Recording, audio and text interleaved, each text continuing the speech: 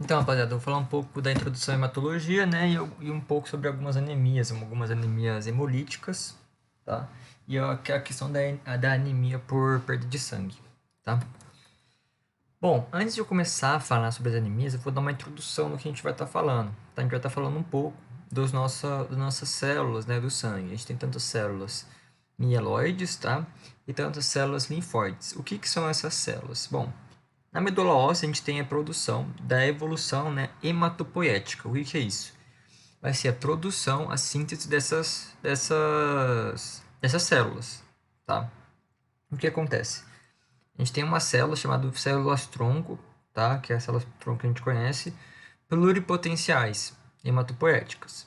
Essas células pluripotenciais hematopoéticas, o que elas fazem? Elas se dividem, tá? E elas vão ficando cada vez mais específicas, até que vai chegar um ponto onde a gente vai produzir células mieloides e células linfóides, tá? As células mieloides vão dar origem a algumas células e as células linfóides vão dar origem a outras células, tá?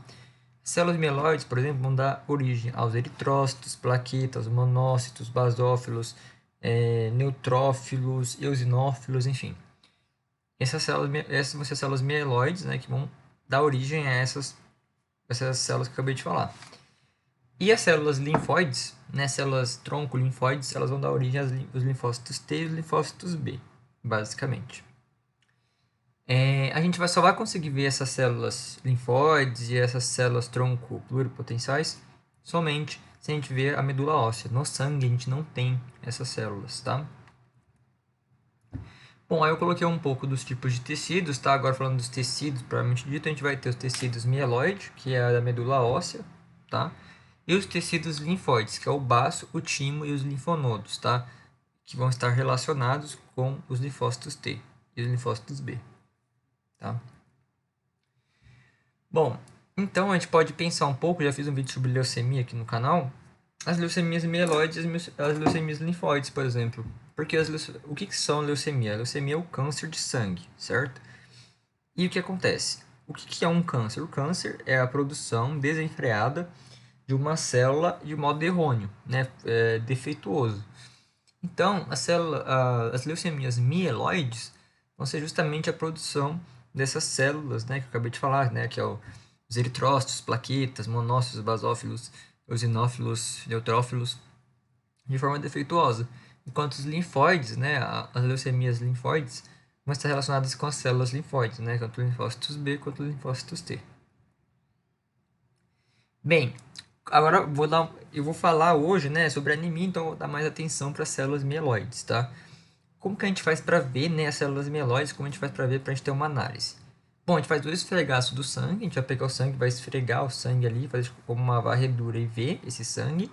Ou a gente pode fazer a análise da medula óssea, tá? Aí a gente vai usar, por exemplo, a asa do ilíaco ou o externo para fazer essa análise aí da medula óssea, para a gente fazer uma análise concreta aí, tá? E aí, claro, já falando um pouco da questão como eu posso falar? Já das células das células tronco, né? Então a gente já vai ver as células mieloides, por exemplo, na medula óssea. Quais são as células mieloides? Eritrócitos, plaquetas, monócitos, neutrófilos, basófilos e eosinófilos, tá? Os linfócitos, que nem eu falei, são da outra linhagem, são da linhagem das células linfóides. Bom, agora eu falei de generalidade, falei um pouco das células mieloides, agora eu vou falar um pouco dos eritrócitos, que é nossa principal pesquisa aqui, entre aspas, né? Nossa principal célula que a gente vai falar hoje. O que a gente vai avaliar no eritrócito? Quando a gente fazer o exame ou de ou do esfregaço ou da medula, a gente vai ver a quantidade dos eritrócitos, a forma dos eritrócitos, a coloração dos eritrócitos e o tamanho dos eritrócitos, tá? Qual é a quantidade normal de eritrócito no sangue? É de 4 a 6 milhões por milímetro cúbico, tá? Outra coisa que a gente pode ver também vai ser o hematócrito, tá? O hematócrito nada mais é do que os eritrócitos em relação a uma área. Normalmente, os eritrócitos ocupam 40 a 45%, tá? Essa é a medida correta do, do hematócrito, tá? Bom, forma do eritrócito, então, medindo a forma do eritrócito. A gente vai ter a forma bicôncava, que é a forma normal, tá? Que ela é saudável, tá? A gente vai ter a esquizocitose, tá? Que é o eritrócito mordido. Drepanócito, que é o eritrócito em foice, encontrado principalmente na anemia falciforme. E o dacriócito, tá? Que é o eritrócito em gota. Eu vou falar de cada uma delas em cada uma das suas respectivas anemias, tá? Coloração, ela pode ser normocrômica, perdão, que vai ser uma cor normal. Hipocrômica, que é uma pouca coloração. E uma hematocrofilia, que vai ser a diferente coloração dos eritrócitos. No tamanho, a gente vai ter ele pode ser normocítico, ou seja, tamanho normal, entre 7 a 9 micrômetros. Macrocítica, mais do que 9 micrômetros. E microcítica, menor do que 7 micrômetros, tá? E ela pode ter uma anisocitose. O que é uma anisocitose? É o RDW alto, que é o que? É a discrepância entre o tamanho das células. Então, vai ter células muito grandes e células muito pequenas. Então, a gente vai ter uma anisocitose. Tá? Aniso é diferente, né? Então, a diferença e citose, a gente está falando sobre a célula em si. Tá? Então, uma anisocitose. Bom, agora eu vou falar das anemias em si. As anemias, né? O que é uma anemia? A definição de uma anemia vai ser o hematocrito no sangue, né? O hematócrito abaixo do necessário, né? Que eu falei, o hematócrito ele é a presença das hemácias em relação a uma área. Normalmente o hematócrito normal é de 40 a 45%. Se tiver abaixo disso, a gente vai ter uma anemia, tá? É a massa, né? A massa sanguínea, na verdade. E a anemia que a gente vai falar hoje vai ser a anemia por perda de sangue, que pode ser tanto aguda como crônica, e as anemias hemolíticas, como a esferocitose hereditária, a deficiência de G6PD e a anemia falciforme. Vou explicar cada uma delas, tá? Bom, anemia por perda de sangue. Bom, a gente pode ter uma anemia por perda de sangue aguda ou crônica. A anemia por perda de sangue aguda é quando a gente perde muito sangue em pouco tempo, tá? Pode causar choque hipovolêmico, por exemplo, com a perda, né, da volemia. E nesse caso, a gente vai ter a estimulação da produção, né, de eritropoetina pelos rins, tentando fazer com que a medula estimule ainda mais a produção de hemácias, tá? Na crônica, a gente vai ter uma perda de pouco a pouco do sangue, né, de forma crônica por um tempo já estabelecido, e o corpo ele consegue se adaptar algumas vezes e o paciente não sentir tanto assim essa questão aí como posso falar? Essa questão aí da falta da diminuição do hematocrito, tá? E as hemácias, nesses casos, as hemácias, né, a forma das hemácias vão estar normocíticas, né, com as cores normais, não, com a tamanho normal, e normocrômicas, que vai ser com as cores normais, tá? Bom, e as anemias hemolíticas agora? Bom, a gente vai ter três tipos de anemia hemolíticas, né, que nem eu falei, que é a esferocitose hereditária, a deficiência de G6PD e a anemia falciforme. Porém, antes de falar delas, a gente precisa saber algumas generalidades dessas anemias hemolíticas. Bom, hemolítico significa hemólise, que é a quebra das hemácias. Então, a anemia hemolítica nada mais é do que a quebra das hemácias antes da sua hora, tá? Uma hemácia tem uma vida de 120 dias, então a gente vai ter uma destruição antes disso, tá? E aí, como a gente sabe, se a gente tiver a destruição dessas hemácias, a gente vai ter também aumento da eritropoiese, né? Eritropoietina, né? Também estimulada pelos rins e fazendo com que a medula produza mais hemácias. A gente vai ter o aumento de ferro no sangue, porque a gente sabe que o ferro ele tem a composição aí nas hemácias. E a bilirrubina. A bilirrubina está muito associada com a fase normal, né? O ciclo de vida normal das hemácias. E as hemólises, como eu falei, elas podem ser tanto extracelulares quanto intravasculares, tá? As extravasculares vão ocorrer nos órgãos, como por exemplo no fígado, no baço e na medula óssea, tá?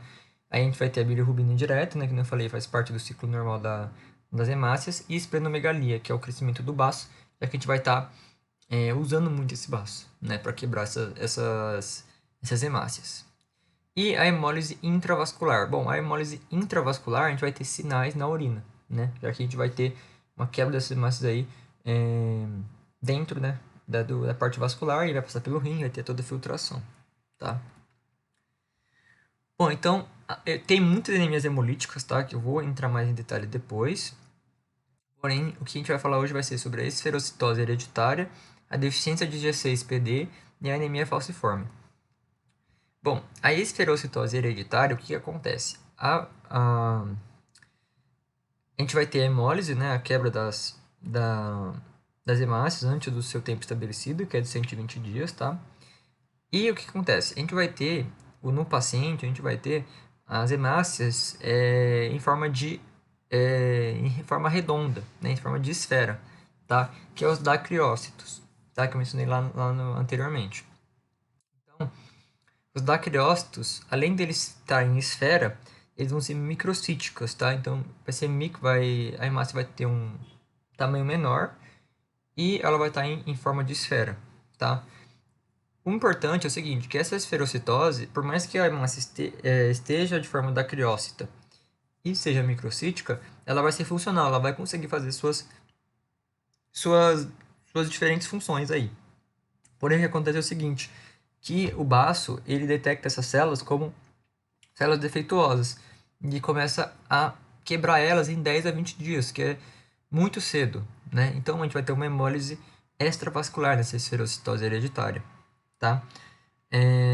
A clínica nem é tão pesada, né? Porque, como eu falei, as células em si, elas são muito... Como posso falar? As células em si, elas são funcionais. Então, a gente não vai ter um problema de cianose, por exemplo.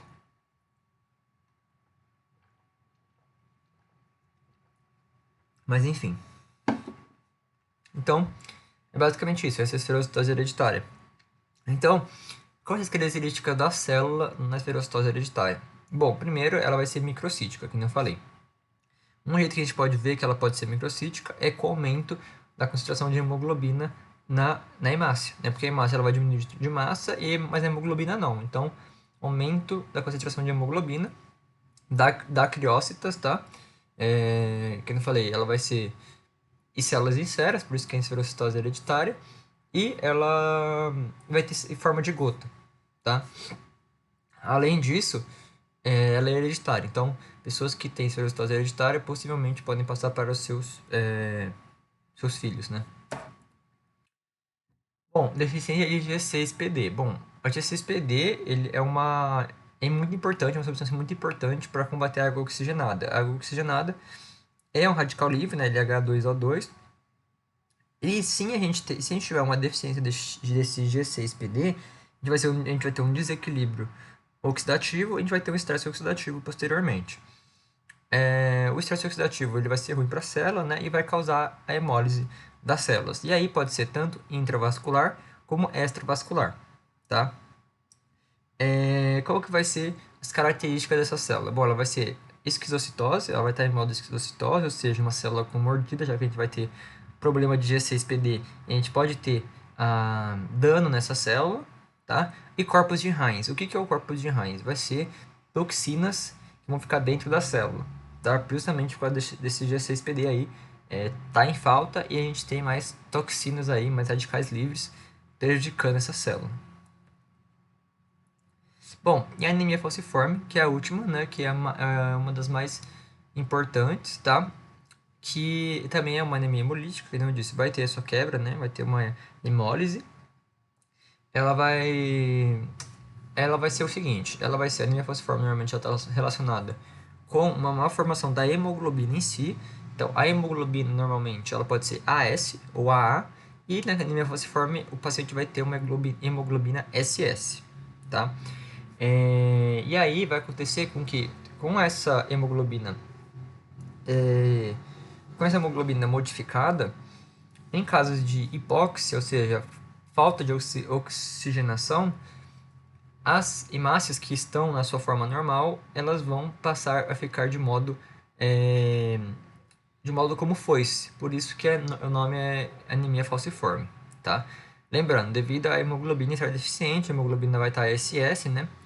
E a gente vai ter problemas na cadeia beta da hemoglobina, tá?